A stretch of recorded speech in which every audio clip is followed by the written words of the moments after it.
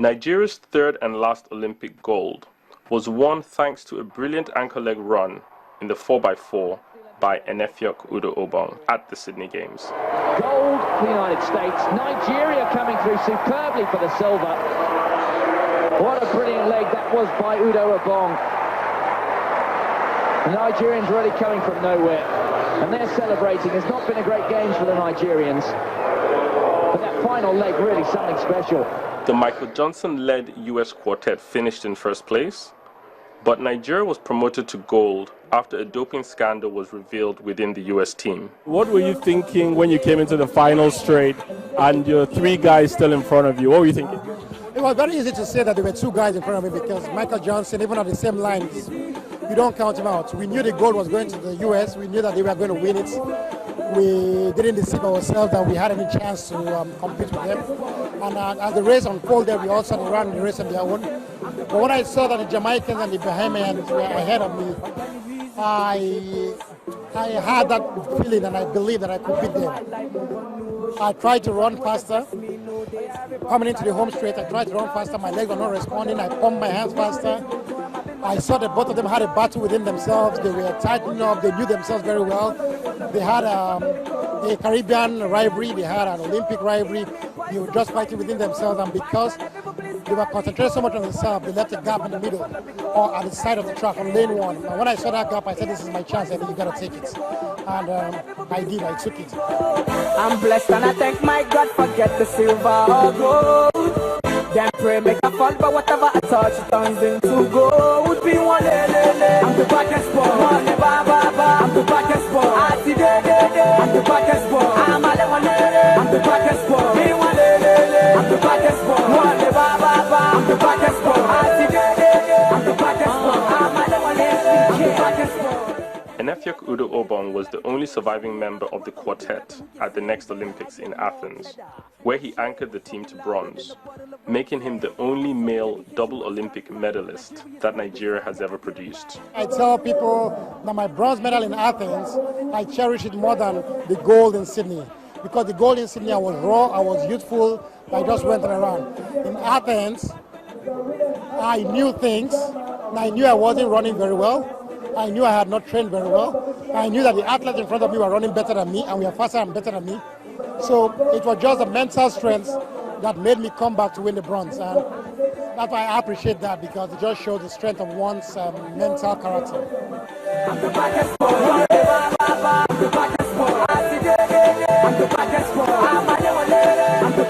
You're welcome back. It is a Channel Sport on Sunday. And you saw the young NFL girl jumping like which is the fastest cheetah? Is it cheetah, the fastest animal? But then that was in 2000. Before 2000, that was 1996, and that was on Friday. It was actually on a Friday, 2nd of August, 1996, when one young girl then was praying that let her just make second round, let her just get Johnny Quevash, made him make jump, and then she did her first jump. And that first jump became a historic jump. Nigeria got her first ever gold medal. Before then, we thought it was elusive. You can't get a gold medal when you go to the competition, the best in the world. We've gone there. Noji Maegu got that bronze. After Noji Maegu, we have Aziki Korea also. All on boxing. Peter Konegwache in 92 also got a silver. So we're getting closer and closer, but we thought it was elusive until Chioma Ajunwa did that particular jump in 1996, and ever since, that's the only individual medal we have. But you saw Enefiok and his team being propelled, being pushed, being inspired to run the rest of their lives. And they were running for second. They never knew that it was going to translate into gold. Add that to the Olympic gold we had in football, and that is the 3 gold medals we had ever since. But today, as we are looking at 54 years of sports in Nigeria, our special focus is on athletics, because our first ever medal actually on international sport whatever was at the Commonwealth Games, and you remember who did that. How can you forget, if Ajunwa, when he did that jump in 1954 to win the Commonwealth gold and set a Commonwealth record in the jumps. So whether it is high jump, whether it is long jump, whether it is athletics has been there. But have we been good to athletics It is not my job to answer that because I have in the house, I am privileged to have in the house two best athletes the world has ever produced in Chioma Ajunwa and Enofeok Udo Abong. Can we meet my guest? Chioma.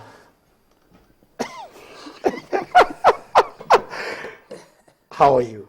I'm good, thank you. Enofeok. It's glad to be here again. Thank you for such an introduction. It is when you say the facts, that is how you go. We are starting, Chioma. I want to start with you.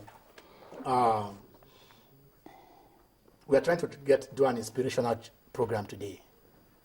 Why did you go into athletics? Well, I think I was into athletics because of the passion I had for it. And to God be the glory. Athletics has been in my mind. And right from the time I was a little girl, I started with long jump, then high jump, then the races. But the way God did it, at long run, it was long jump I never prepared for that gave Nigeria the first ever individual Olympic gold.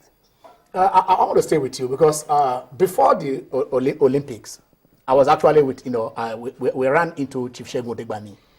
That was about January in 1996. And she said you were doing incredible times for the 100, that you were going to surprise the world in 100 meters, in your race, as it were. But like you said, it now became that it is the jump that, gave us that particular...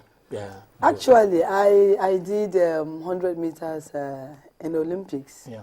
And I believe I ran some fantastic times. And even I could have been in the finals. You know what it means? Being the first timer in Olympic Games, and I was able to make it to semi-finals. But I had a colliding time with the girl from Russia and Ukraine. Okay. Then Athletics Federation, being what they are, they're supposed to appeal, pay $100 to go and watch the tape. But to your tent, oh Israel, that was why I wasn't in the finals. I believed, and I was very, very optimistic that if that tape would have been watched, they would have seen that I crossed that tape before them.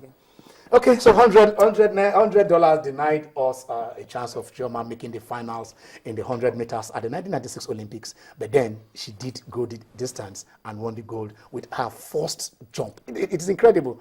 There's so many you have first, Joseph, but the first jump she did, and that was the best jump in the competition. And then 4 years later, some young men went to the, I call it the farthest end of the world, Sydney in Australia. Enough, can you take it off from there? Well, they say that it's all history now, but we went to the Olympics and we were privileged to compete among the best in the world. And like we all said, and like you said, rightly said earlier on, we really were just competing initially for just competing in the games. But we had a very Merculean and very miraculous worker and coach, Innocent Ebunike, who actually made us believe that we can win a medal. And he said probably bronze is good enough for us.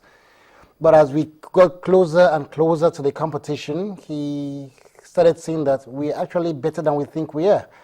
So the silver was, in my opinion, was quite right. We definitely were not as good as the Americans physically were running, but we didn't know they had some other assistance which we didn't have. And after that, we're glad and we're very proud to have won the Olympic gold medal, and it's a big honor to us. And we thank Chioma too for opening the floodgates, because we'd got how many years in the Olympics without a gold.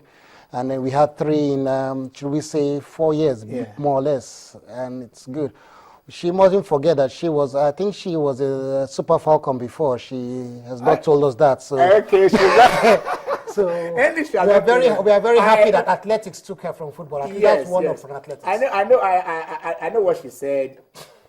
She was there in 91. Yes. You were part of the team in 91 that went to the first World Cup.